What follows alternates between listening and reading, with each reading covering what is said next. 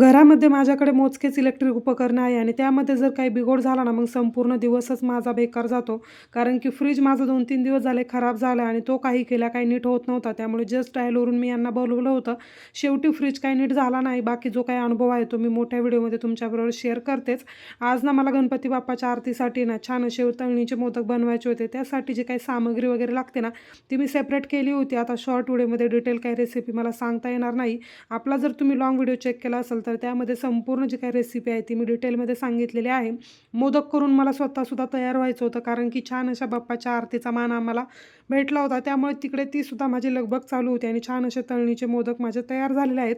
आता मी ट्रेंडिंगमध्ये असलेली नी फ्लोरोसन्स कलरची साडी घातली होती. टेलर असून सुद्धा माझा काय ब्लाऊज रेडी झाला नव्हता.